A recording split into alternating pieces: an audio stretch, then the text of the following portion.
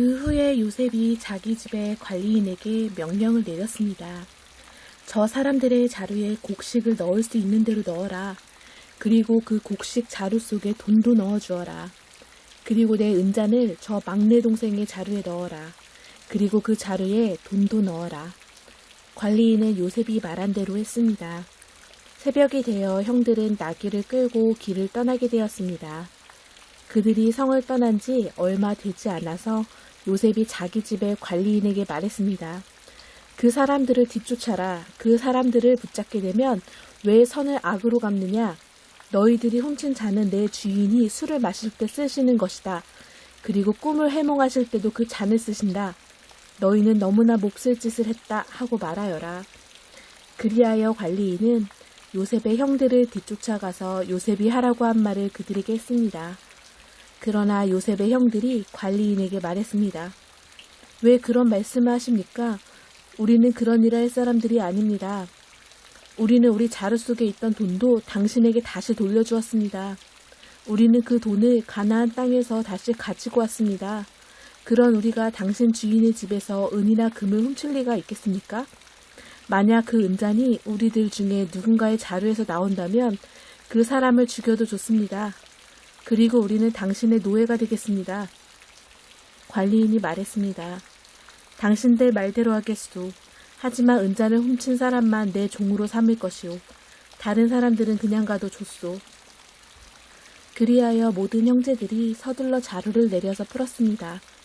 관리인이 맏형에서 막내 동생에 이르기까지 한 사람씩 자루를 살펴보았습니다.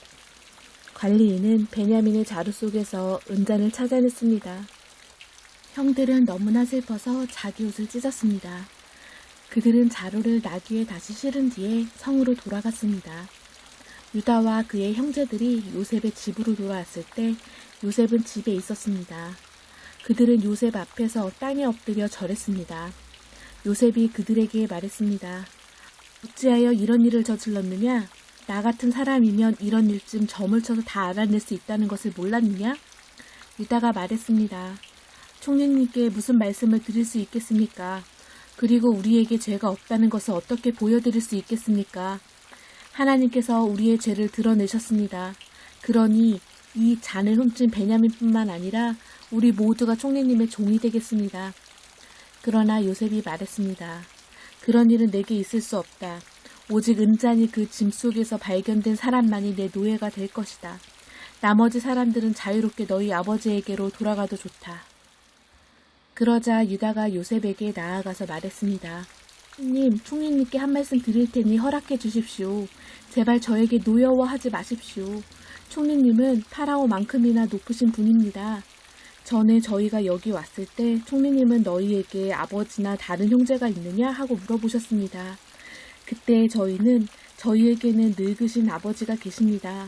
그리고 동생도 있습니다.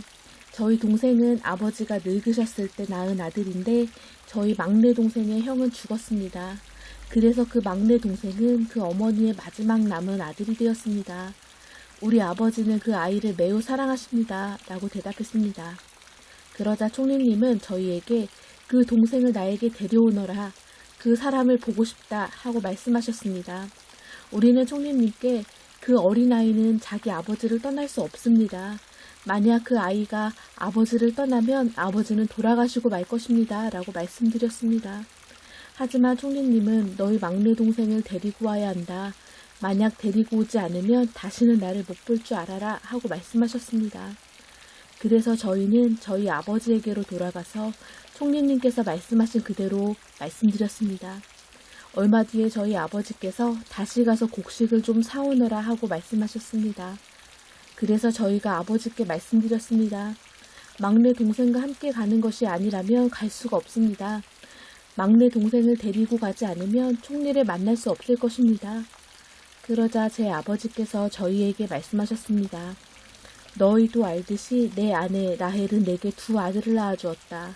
그런데 한 아들은 나를 떠났다. 나는 그 아이가 틀림없이 들짐승에게 찢겨 죽었다고 생각한다. 그 아이가 나를 떠난 뒤로 나는 그 아이를 한 번도 보지 못했다. 그런데 너희가 이제는 이 아이마저도 내게서 빼앗아 가려고 하는구나. 이 아이에게 어떤 좋지 않은 일이 일어날지 모른다. 그렇게 되면 나는 죽을 때까지 슬퍼하게 될 것이다. 그러니 저희가 그 막내 동생 없이 집에 계신 아버지께 돌아가면 어떤 일이 일어나겠습니까? 저희 아버지에게 그 아이는 무엇보다도 가장 소중한 아들입니다. 아버지께서 만약 그 아이가 저희와 함께 오지 않는 것을 아신다면 아버지는 돌아가실 것입니다. 그렇게 되면 저희는 아버지를 돌아가시게 한 죄인이 되고 맙니다. 저는 아버지께 그 아이를 무사히 돌려보내드리겠다고 약속했습니다. 저는 아버지에게 만약 제가 그 아이를 아버지에게 돌려보내지 못하면 두고두고 그 죗값을 받겠습니다 하고 말했습니다. 그러니 제발 저를 남겨두어 종으로 삼으시고 그 아이는 형들과 함께 집으로 돌아가게 해주십시오. 그 아이를 데리고 가지 않는 한 저는 아버지께로 돌아갈 수 없습니다. 저는 아버지가 슬퍼하시는 모습을 참아 볼 수 없습니다.